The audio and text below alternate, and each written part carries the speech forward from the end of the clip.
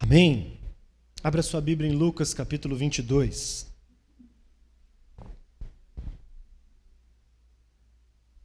O domingo é um dia especial para nós como igreja, porque é o dia que nós nos reunimos para a celebração coletiva, para o culto ao Senhor, né? Então é um momento muito importante, o domingo.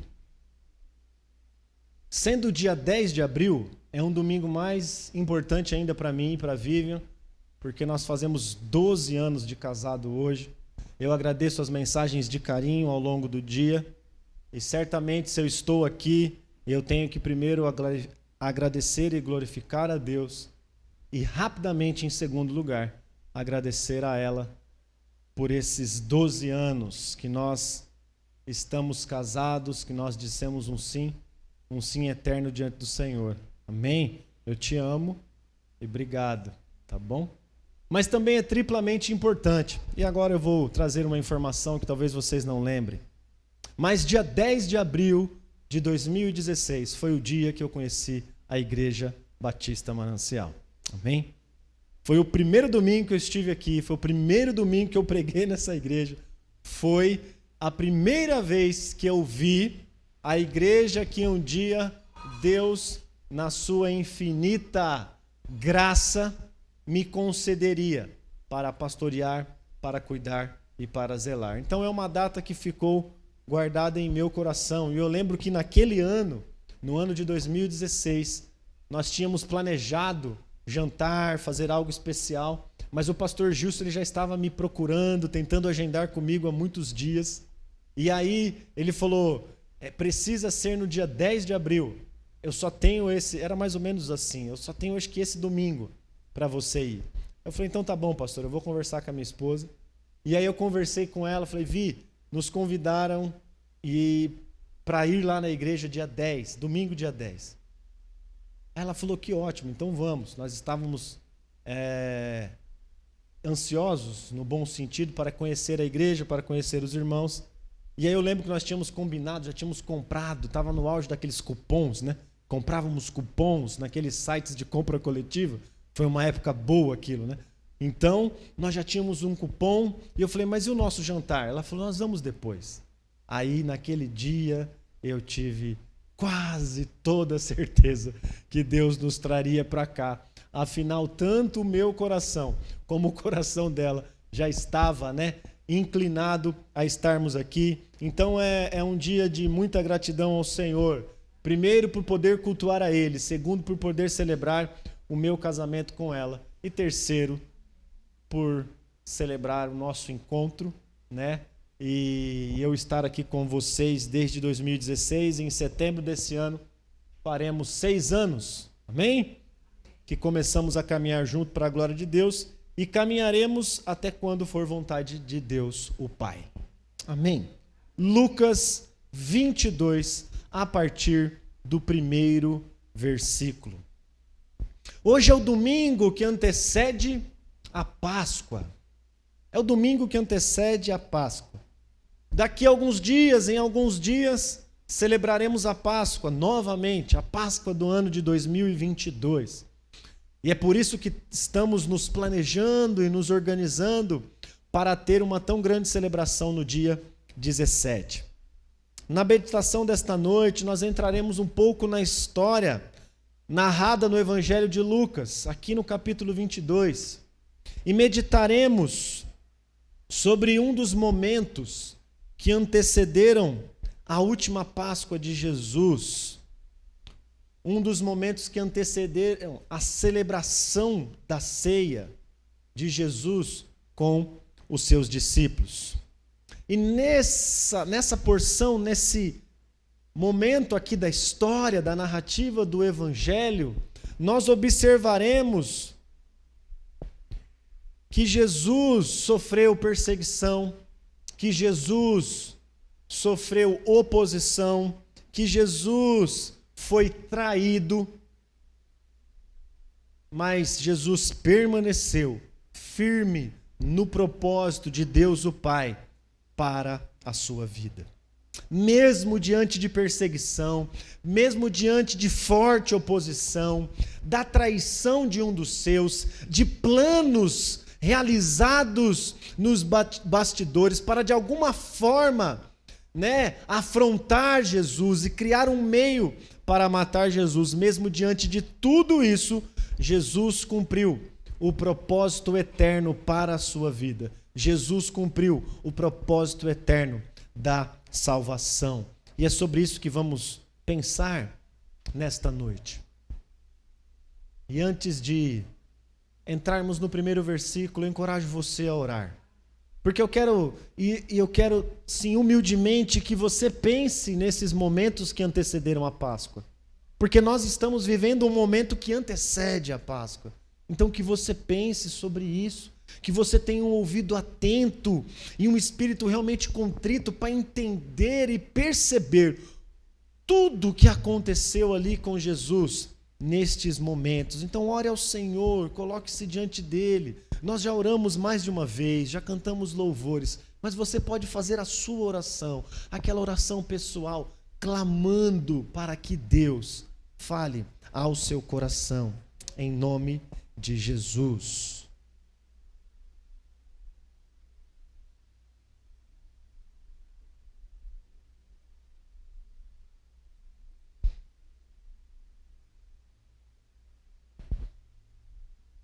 Ô Senhor, fale conosco, Deus, como já oramos desde o início, como o Armando reafirmou em sua oração. Ô Deus, fale conosco nesta noite. Que o nosso coração seja impactado pela palavra do Senhor. Não é uma performance, não é uma palestra, mas que eu seja a boca do Senhor nesta noite. Que o teu Espírito, ó Deus, potencialize a mim a falar com clareza. E realmente a tua igreja, o teu povo, os teus ouçam, ó Deus, e sejam impactados e transformados pela palavra do Senhor. Essa é a minha oração, é o que eu peço a ti, em nome de Jesus. Amém e amém. Mesmo diante de perseguição e traição, Jesus cumpriu o seu propósito. Verso 1, estava próximo a festa dos pães asmos. Festa dos pães asmos, em algumas traduções vai dizer festa dos pães sem fermentos, chamado Páscoa. Verso 2, preocupavam-se os principais sacerdotes e os escribas em como tirar a vida de Jesus, porque temiam o povo. Neste momento do Evangelho, Lucas narrou momentos que antecederam a celebração da última Páscoa, do nosso Senhor Jesus com os seus discípulos. Continuando o texto a partir do verso 8, nós vamos justamente ver toda a organização para a celebração da Páscoa. E nós, aqui num esforço de trazer à memória o significado da Páscoa, nós vamos lembrar que a Páscoa é uma das festas judaicas, uma festa celebrada em memória à libertação do povo de Israel do cativeiro egípcio. Nós vamos ver essa narrativa no livro de Êxodo, toda a saga do povo de Israel para sair do Egito, e quanto Deus ali agiu poderosamente e agiu em favor do seu povo, para que o povo fosse liberto da escravidão do Egito. A Páscoa, ela celebra a libertação que Deus concedeu ao povo. A Páscoa celebra a salvação de Deus para o seu povo, para o povo escolhido, após anos e anos e anos de escravidão. Deus instituiu a Páscoa como uma celebração permanente. Deus instituiu a Páscoa como uma festa para acontecer anualmente, de geração em geração, no meio do seu povo. Vamos lembrar disso lá no verso 14 do capítulo 12 de Êxodo, e eu vou ler para os irmãos. Este será um dia a ser recordado, todo ano, de geração em geração. Vocês o celebrarão como festa especial para o Senhor. Essa é uma lei permanente. E é interessante quando nós olhamos a palavra de Deus, o Êxodo, Números, a recapitulação da lei em Deuteronômio, e nós vemos as leis sendo ministradas ao povo, os mandamentos, os decretos e as festas. As festas instituídas por Deus faziam parte da lei, eram ordenanças, eram festas que deviam ser celebradas em memória àquilo que Deus fez em favor do povo. E assim o povo anualmente lembrava daquilo que Deus tinha realizado no meio do povo. O verso 17 do capítulo 12 de Êxodo diz: celebrem a festa dos pães sem fermento, pois ela os lembrará de que eu tirei suas multidões da terra do Egito. Exatamente nesse dia. A festa será uma lei permanente para vocês. Celebrem nesse dia de geração em geração. E aqui, neste momento do Evangelho de Lucas, da narrativa, a Páscoa se aproximava, exatamente o que o texto diz. Estava próxima a festa dos pães sem fermento, chamado Páscoa. Se a Páscoa se aproximava, como o texto diz, logo nós entendemos que muitas famílias estavam envolvidas em se juntar para celebrar a Páscoa. Muitos do povo estavam ali se organizando para celebrar a Páscoa, para celebrar a libertação da escravidão no Egito. E ali eles celebravam, lembravam do favor concedido por Deus ao seu povo. Observamos que, enquanto Jesus e os seus discípulos estavam envolvidos em organizar a celebração da Páscoa, e também, provavelmente, uma boa parcela do povo de Israel, ali da nação, também estava empenhada em celebrar a Páscoa, nós observamos que os sacerdotes e os escribas, eles estavam empenhados em outra coisa. E isso nós precisamos olhar aqui, não podemos deixar passar. Enquanto Jesus e os seus discípulos se envolviam e planejavam a Páscoa, enquanto a nação de Israel se movimentava para cumprir a lei, porque como nós lemos no Êxodo, era uma lei permanente, que deveria ser cumprida de ano em ano. Então, enquanto todos ali estavam envolvidos em celebrar a Páscoa, em organizar a Páscoa, os sacerdotes e os escribas estavam empenhados em criar uma maneira para matar a Jesus. Verso 2. Preocupavam-se os principais sacerdotes e os escribas em como tirar a vida de Jesus. E quando eu li esses 2 primeiros versículos e pedindo a Deus que realmente Ele me fizesse aqui entender algo, logo esse pensamento veio à minha mente. Como pode o sacerdote, como pode o escriba, neste momento do ano, neste exato momento da nação, eles estarem preocupados em tirar a vida de Jesus? O sacerdote sendo aquele que é o mediador entre Deus e o povo. E era isso que o sacerdote fazia na antiga aliança. Ele mediava o povo a Deus, realizava e oferecia os sacrifícios a Deus em favor do povo, buscando perdão para o povo, buscando a reconciliação para o povo. Esse era o papel, a função do sacerdote. O escriba, o intérprete da lei, um copiador, um reprodutor da lei, um estudioso da lei de Deus e da lei mosaica, dos mandamentos e dos decretos que foram dados por Deus à nação. Logo, tanto o sacerdote como o escriba, eles tinham responsabilidades para com a nação, responsabilidades de levar a nação e manter a nação diante da lei. Na lei, no cumprimento da lei. Logo, o que nós encontramos aqui é que os responsáveis pelo templo, os responsáveis pelos sacrifícios, os responsáveis pela lei de Deus, estavam muito mais preocupados em tirar a vida de Jesus do que cumprir a lei de Deus. Do que cumprir a lei permanente de Deus, que era celebrar a Páscoa, lembrar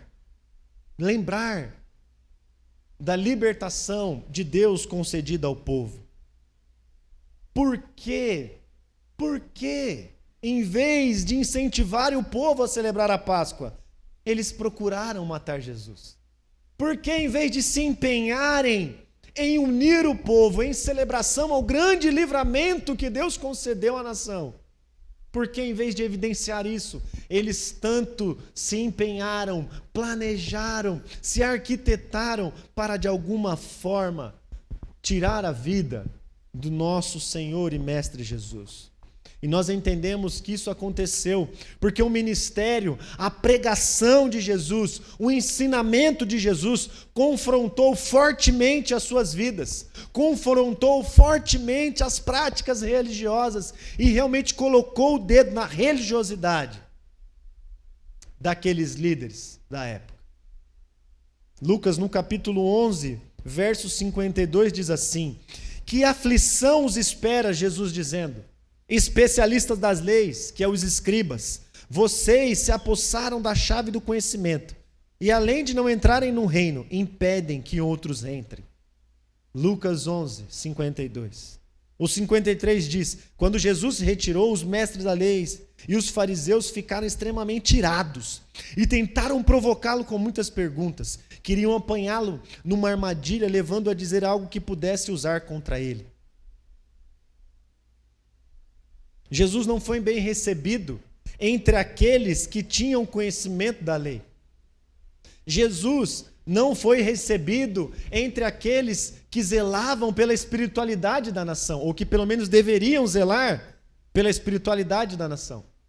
Jesus não foi bem recebido por aqueles que conheciam as leis, os salmos e os profetas. Pelo contrário, Jesus foi rejeitado, Jesus foi perseguido, Jesus foi falsamente acusado.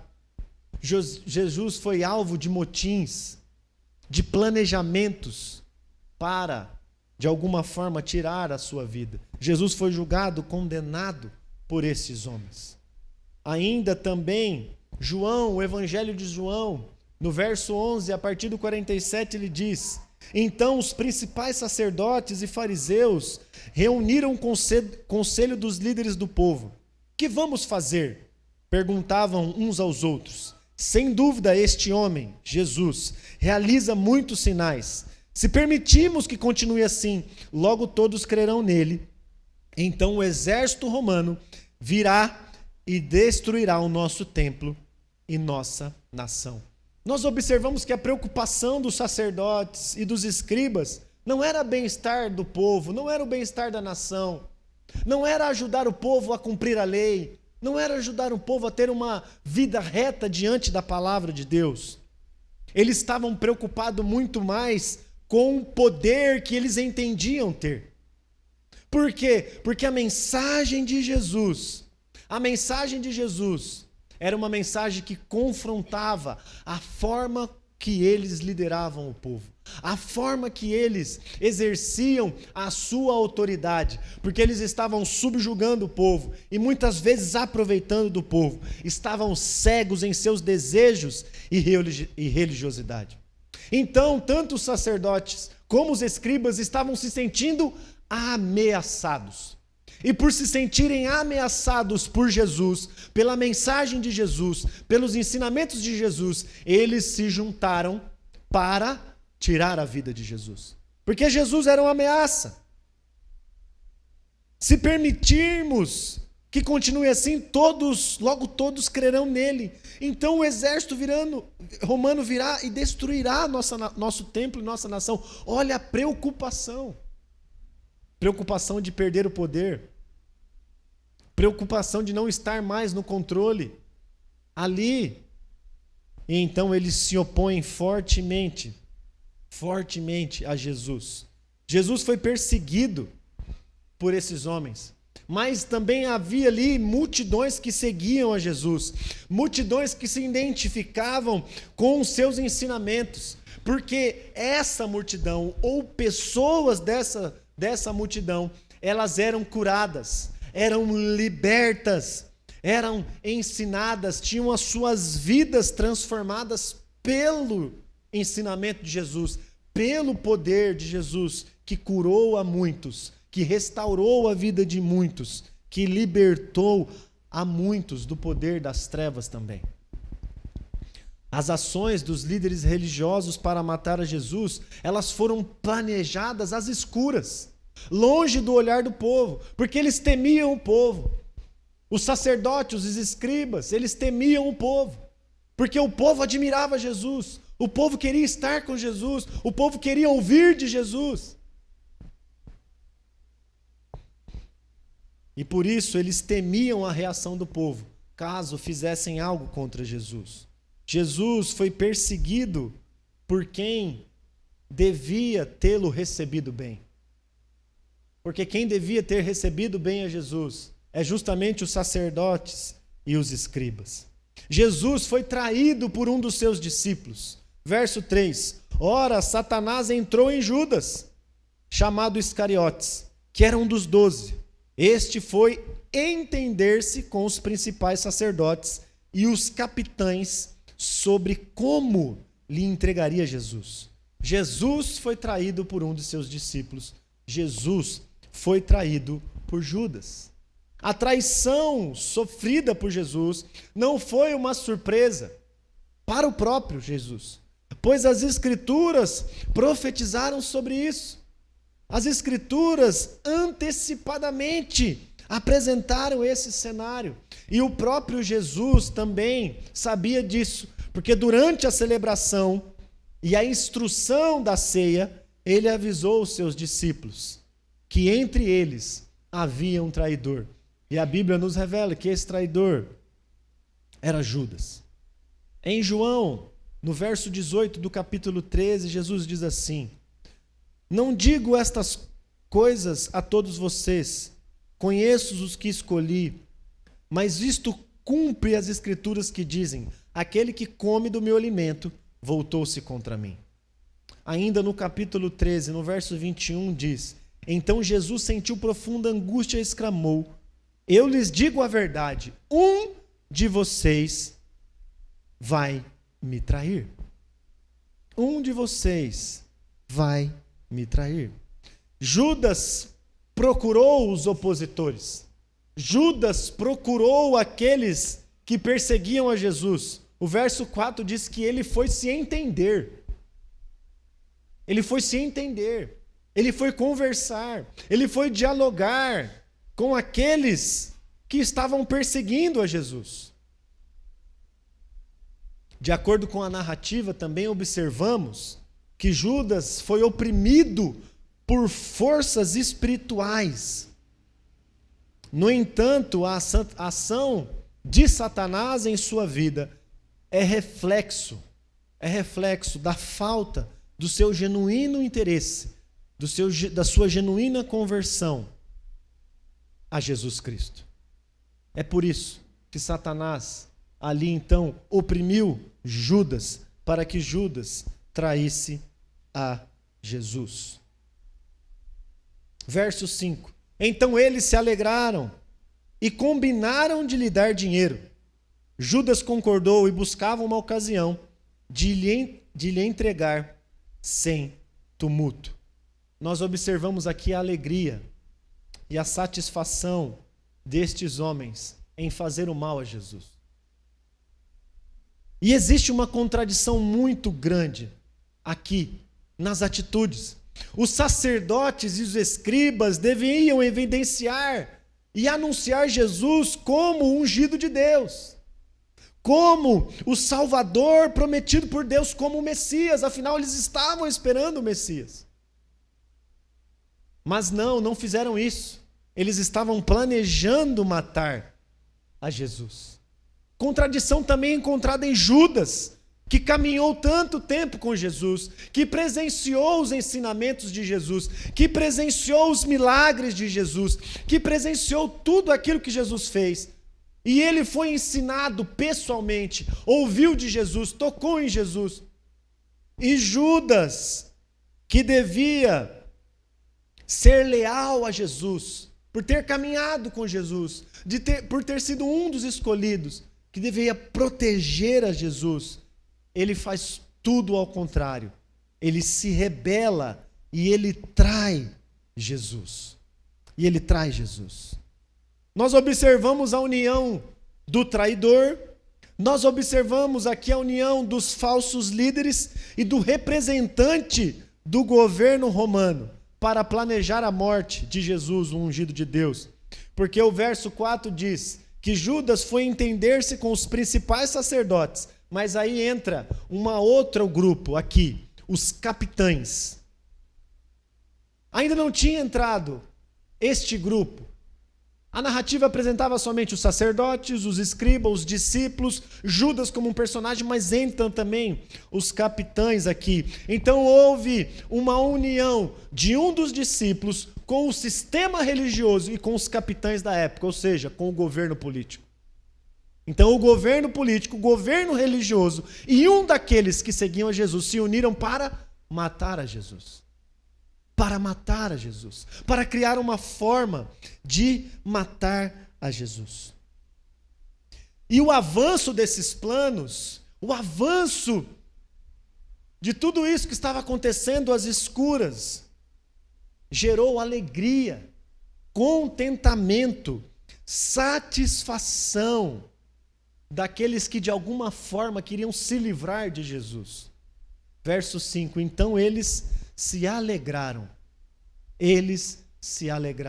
e combinaram de dar dinheiro. Judas, o discípulo, Judas, aquele que ouviu e foi ensinado por Jesus, Judas, aquele que também foi amado por Jesus, porque nós não podemos dizer que ele não foi amado, porque ele foi amado, foi ensinado, foi também trazido para o lado.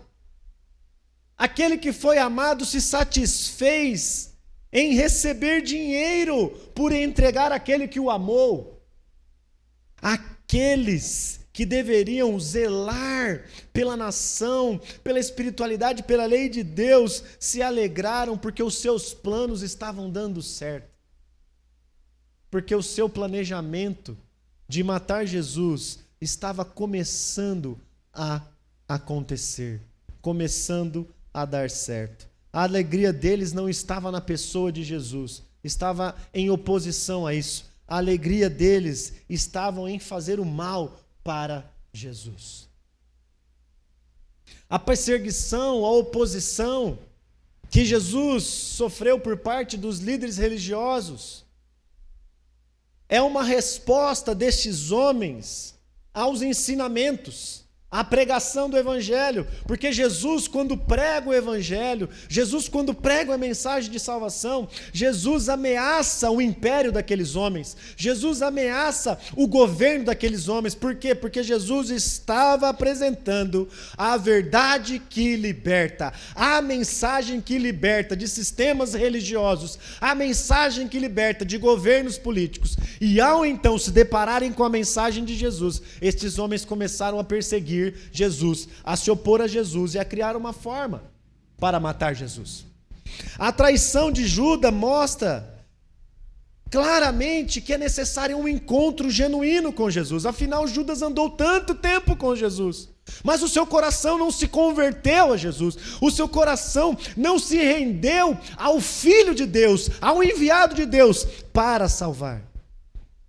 Um encontro em fé que resulta em uma total rendição a Jesus, à sua obra e ao seu governo pessoal. Mas aqui eu trago tudo isso justamente para chamar a atenção e para mostrar para você tudo o que aconteceu momentos antes, última Páscoa, para que você entenda que Jesus não temeu a perseguição. Jesus, ele não temeu a oposição, Jesus não se amedrontou diante das ameaças, Jesus não deixou de cumprir o ministério da reconciliação, não deixou de determinar a nova aliança no seu sangue, por causa da perseguição e por causa da oposição e por causa até da traição de um dos seus discípulos. Não, nada pôde parar Jesus, nada parou Jesus, Jesus continuou.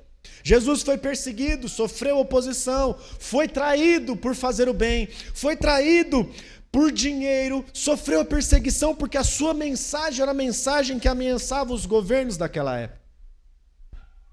Enquanto Jesus curava os enfermos, atendia os necessitados, enquanto Jesus libertava os cativos, libertava os homens endemoniados e ensinava sobre o reino de Deus, pessoas às escuras, pessoas às escondidas tramavam e criavam e buscavam ter uma forma para matá-lo.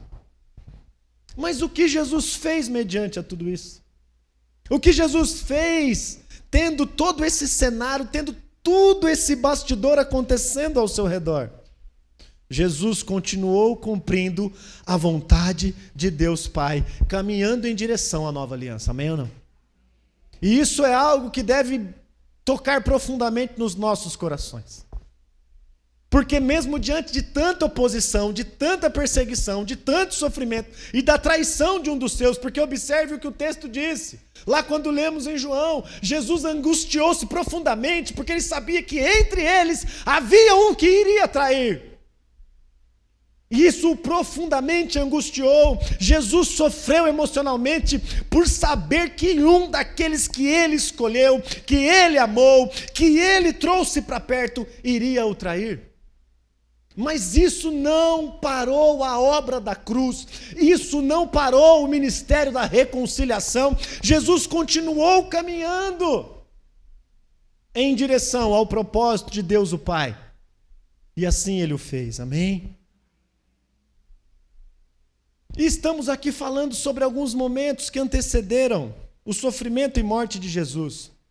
Estamos falando sobre oposição, sobre perseguição, sobre traição diretamente à pessoa de Jesus. Ameaças e atitudes que aspiravam à morte de Jesus. Mas é claro que eu estou falando isso para vocês entenderem todo o ambiente que envolvia a celebração da última Páscoa com seus discípulos. E eu acredito profundamente no meu coração, que os presentes aqui não são perseguidores de Jesus. Amém ou não?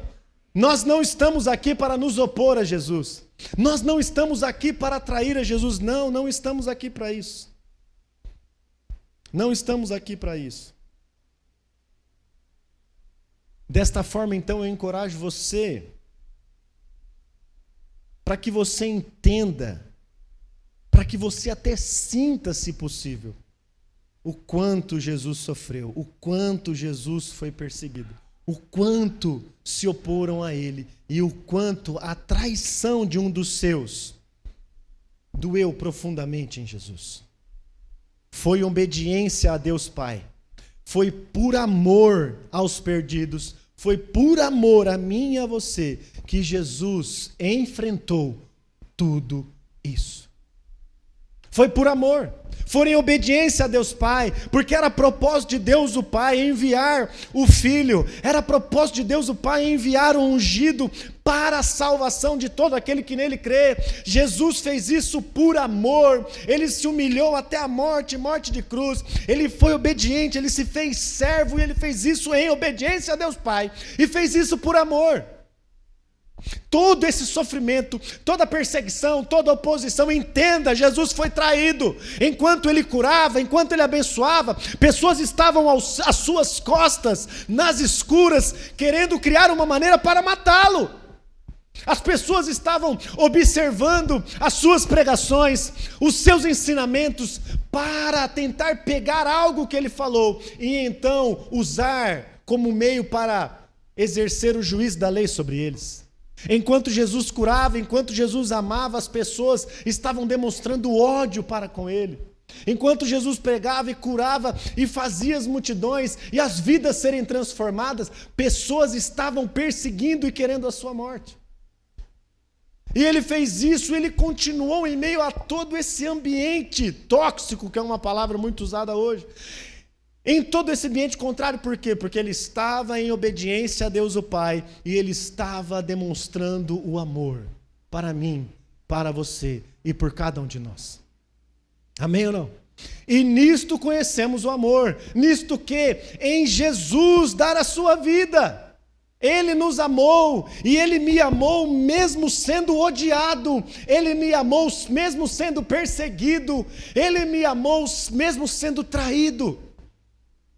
Ele não abandonou a obra da cruz. Ele não abandonou a obra e o propósito eterno de Deus o Pai. Ele não abandonou a mim e a você a própria sorte. Ele continuou caminhando em meio ao sofrimento, em meio à oposição, em meio à perseguição, em meio à traição. Jesus continuou caminhando para que eu, para que você, para que todos nós, ao declararmos fé nele, recebamos então a salvação eterna, a vida eterna, o perdão dos pecados.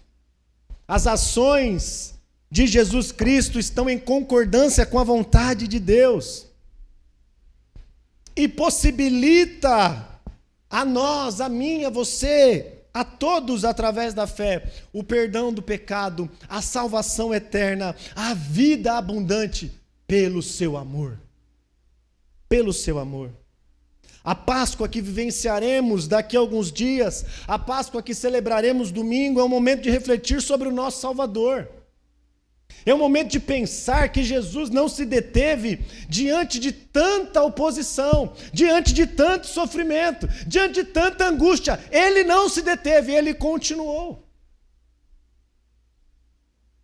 A mensagem da Páscoa, ela tem que impactar a mim. A mensagem da Páscoa tem que impactar você. Você que já declarou a sua fé em Cristo Jesus, ao pensar na Páscoa, ao lembrar o significado da Páscoa, o seu coração precisa arder por aquele que se entregou em sacrifício pela sua vida, pela sua remissão, pela sua salvação.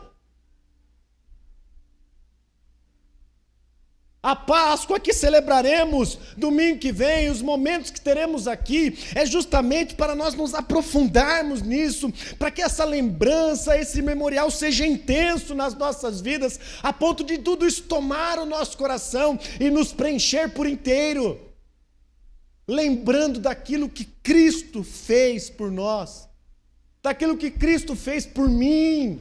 Porque foi uma morte substitutiva, foi uma morte que me substituiu. Cristo me substituiu, e a justiça de Cristo me alcançou quando eu criei em Cristo pela fé. E é por isso que nós estamos aqui, e é por isso que nós nos reunimos. Pelo sacrifício do Cordeiro, pelo sacrifício do Cordeiro Pascal, Cristo Jesus é a nossa Páscoa. Ele é a nossa Páscoa. Não foi o coelhinho que morreu na cruz. Lembra aquela música? O Josué cantou e ele fez um vídeo em 2017, acho. E todo ano eu e a Vívia fica vendo esse vídeo lá e babando. Não foi o coelhinho que morreu na cruz. Quem foi... Aí ele dá uma engasgadinha. Quem foi crucificado foi o meu Jesus. Mas ele não ficou. Domingo de manhã, ele pega e baixa na violinha. Domingo de manhã ele ressuscitou. Amém? Com os cabelinhos cacheadinhos, ele já não tem mais os cachos.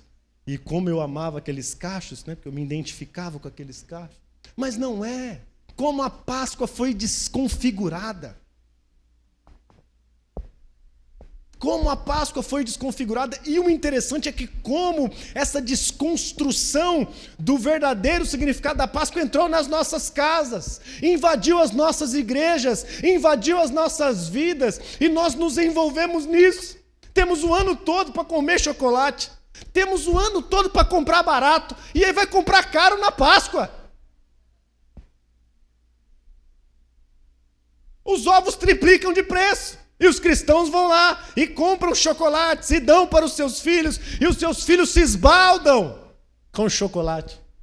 Quer comer chocolate, irmão? Seja prudente, coma fora da Páscoa, porque é mais barato.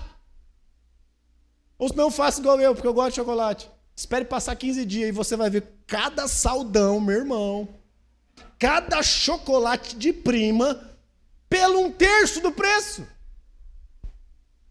O problema em si não é o chocolate. Vocês já me viram comendo chocolate. Inclusive, vocês já me presentearam com chocolate no meu aniversário. Louvado seja Deus. Façam isso, amém? Aleluia. Aleluia. Fala, Senhor. Amém ou não? E um dia eu preguei, vocês lembram quando eu falei sobre família? E eu falei sobre o marido agradar a esposa? E aí naquele dia eu dei uma, né? Eu falei o chocolate que a Vivian gosta. Não sei se vocês lembram. Não é, irmã? O La Creme do Cacau Show. Mas, irmãos, nós temos o ano todo para comer chocolate. E não tem problema comer chocolate. Não é pecado comer chocolate. Graças a Deus, né, Edna?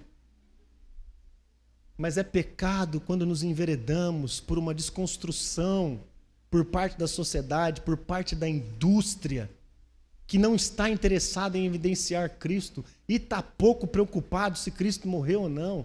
Já colocaram coelho, que é mamífero, e bota ovo. Eu não entendo mais nada. Não é sobre isso. E nós cristãos temos que ser sábios, prudentes no tempo que estamos vivendo. Não é sobre chocolate, nunca será e nunca foi, mas é sobre o Filho de Deus, que deixou o lar da glória, que deixou a eternidade, que deixou a majestade, fez-se homem, nasceu-se de mulher, viveu, cumpriu a lei, nunca pecou, cumpriu o seu ministério, ensinou os povos, ensinou as nações, treinou os discípulos, morreu na cruz, foi sepultado, mas ao terceiro dia ele ressuscitou, está vivo e reina para sempre, e um dia voltará para buscar a sua igreja. Maranata, vem Senhor Jesus. É sobre isso, sobre o evangelho, sobre Deus, o Criador de todas as coisas, vindo em direção a pecadores incapazes como eu, pecadores incapazes como você, e por meio de Cristo Jesus, através da graça, do amor, do favor imerecido, Ele nos salva pela fé. É sobre isso e sempre será sobre isso. E é isso que os nossos lábios precisam declarar, e é isso que as nossas vidas precisam demonstrar: Cristo Jesus, o Cordeiro que foi sacrificado por nós. E Jesus, e João, ao ver Jesus, ele diz o quê? Eis o Cordeiro de Deus, que tira o pecado do mundo. A Páscoa é sobre ele, não é sobre nós. A Páscoa é sobre o que ele fez e não sobre o que nós podemos fazer. Porque é um fato que nós não podemos fazer nada para receber a salvação. Somos pecadores carentes da graça e do amor de Deus revelado em Jesus Cristo. E aí eu interajo com você. Como estão os seus preparativos para a Páscoa?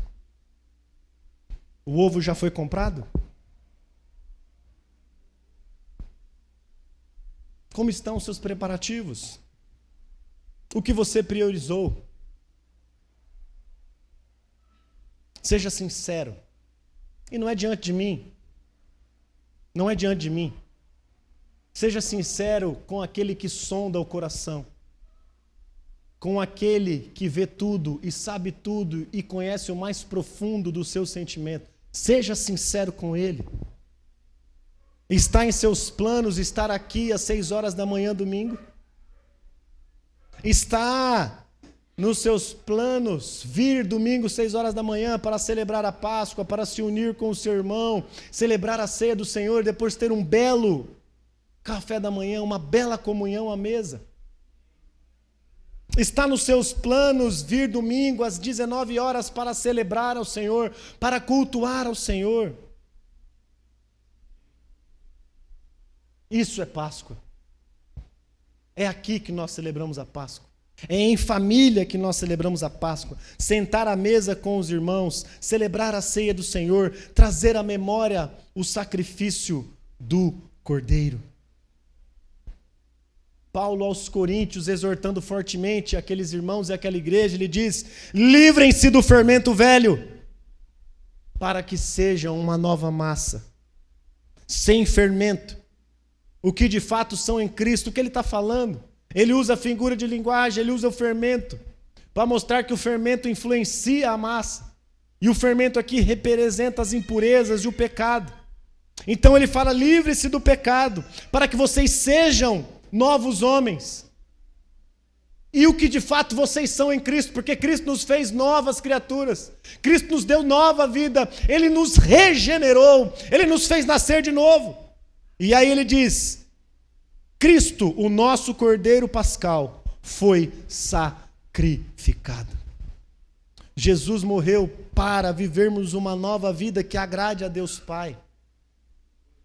Ele não sofreu a perseguição que sofreu. Ele não sofreu a oposição que sofreu. Ele não foi traído como foi traído. Ele não se angustiou mediante a tanto sofrimento para nós conscientemente nos unirmos a festas pagãs e a festas que evidenciam algo comercial.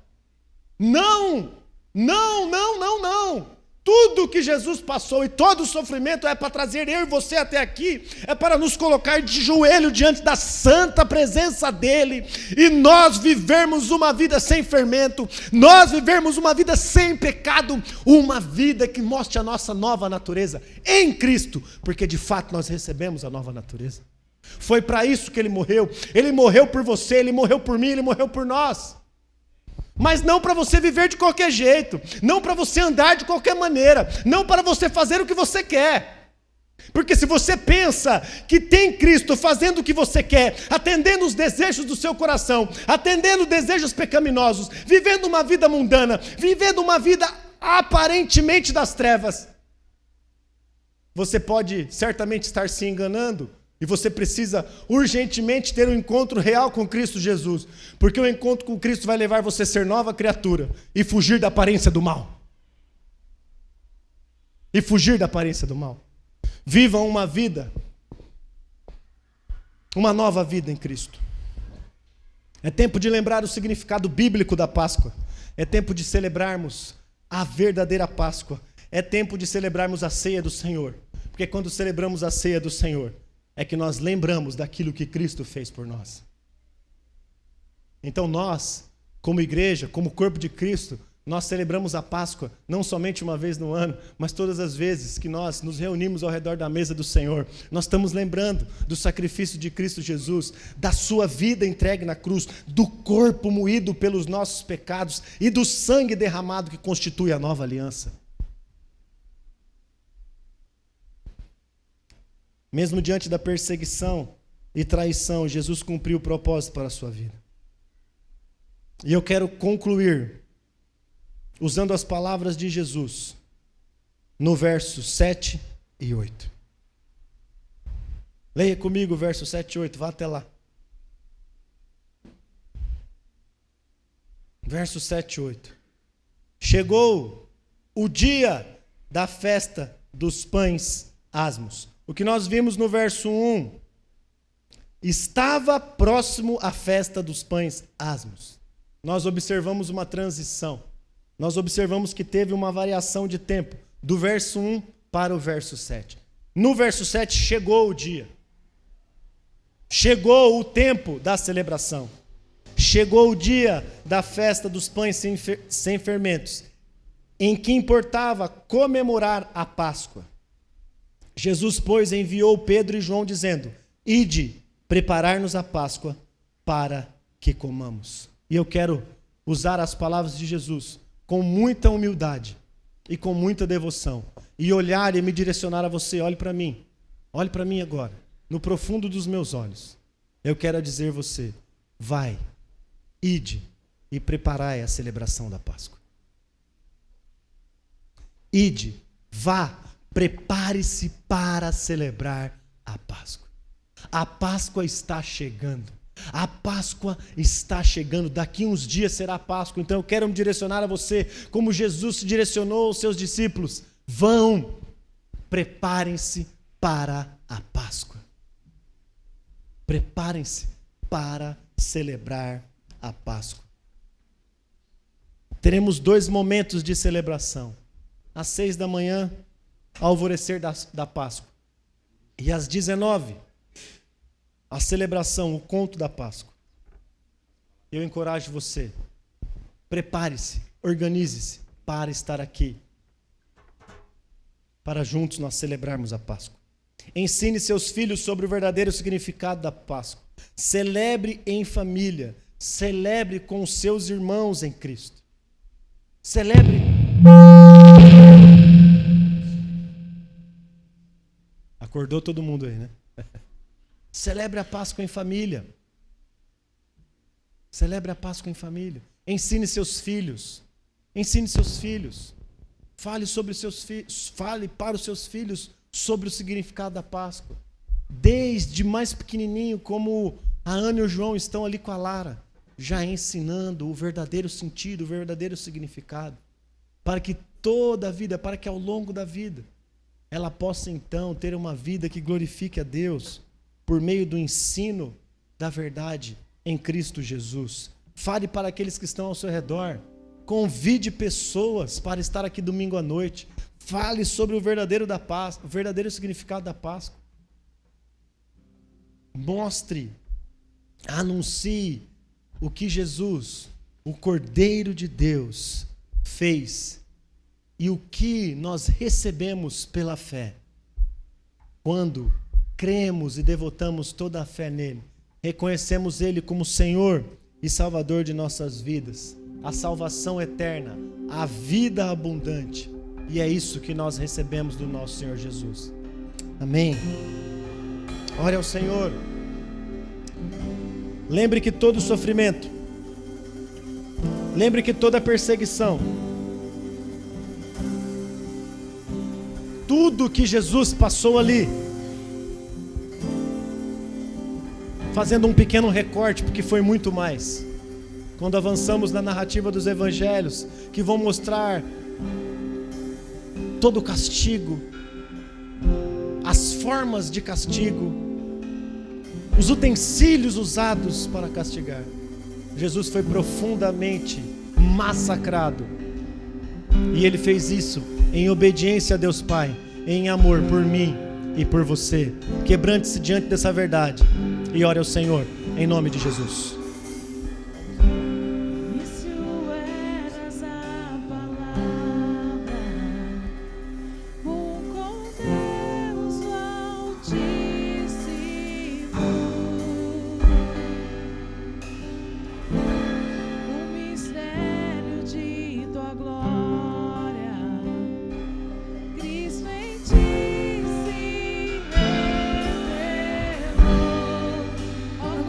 Esse nome é, oh, quão lindo esse nome é, o nome de Jesus, meu Rei. Oh, quão lindo esse nome é, maior que tudo ele é. Oh, quão lindo esse nome é, nome de Jesus.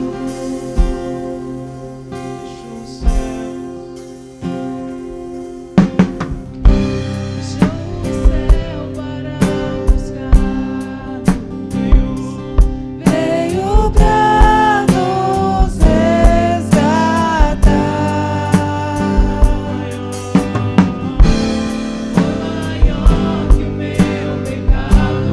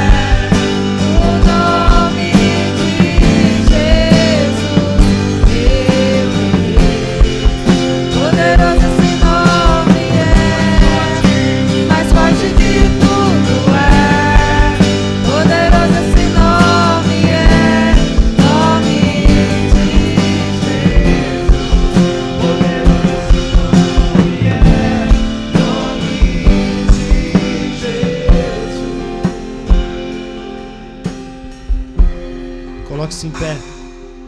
Nós vamos cantar novamente esse trecho do És Inigualável. Mantenha a melodia. Nós vamos cantar És Invencível, És Inigualável, hoje e para sempre reinarás. Tu é o reino, Tu é a glória. Ele venceu a morte para que eu e você, para que nós tenhamos vida. Nada pode se comparar a Jesus, nada pode se igualar à pessoa de Jesus. Todo o sofrimento, toda a perseguição, a traição, todas as angústias conduziram a mim, conduziram a você até aqui, porque Ele fez isso, tudo isso em obediência ao Pai e por amor a nós. Então a obediência de Cristo a Deus Pai e a demonstração de amor nos trouxe até aqui, nos fez igreja, nos salvou, nos concedeu perdão, salvação, graça e amor imensurável para as nossas vidas. E nós vamos cantar, vamos finalizar este culto cantando esta passagem, numa grande celebração ao Senhor, porque Ele é digno de toda honra, toda exaltação. Honrem ao Rei, que os seus lábios honrem ao Rei, que os seus lábios exaltem e engrandeçam ao Rei. Honrem ao Rei, nesta noite abre os seus lábios em louvor. És invencível, inigualável, hoje pra sempre reinarás.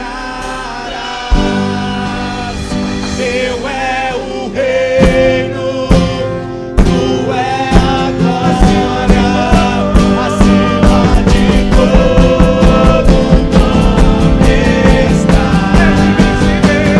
És invencível, inigualável, hoje pra sempre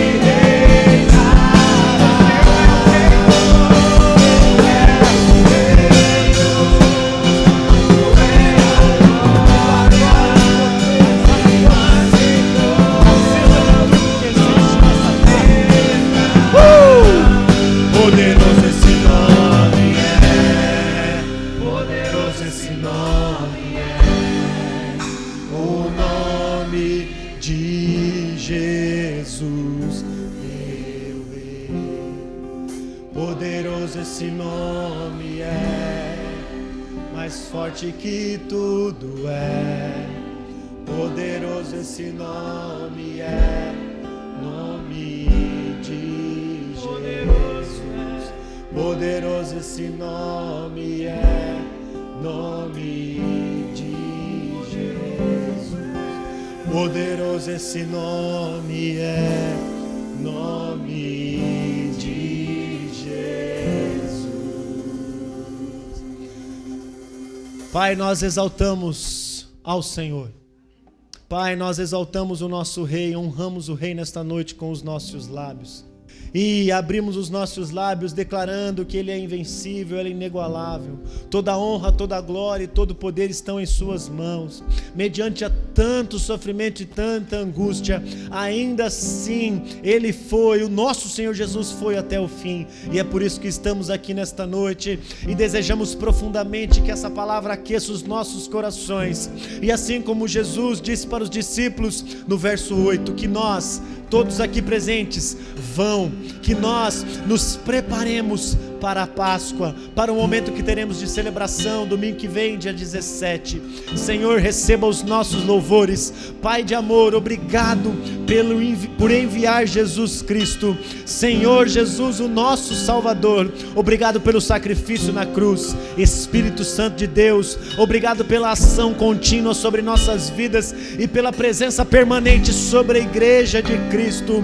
Nós exaltamos a obra da Trindade, a obra de Deus o Pai, de Deus o Filho e de Deus o Espírito Santo, e declaramos que serviremos, que temeremos a Deus, honraremos ao Rei enquanto vivermos. Receba os nossos louvores e esse culto a Ti como oferta suave. Que a graça do nosso Senhor Jesus, que o amor de Deus Pai e as consolações do Santo Espírito de Deus esteja conosco e com a igreja espalhada por todos os lugares.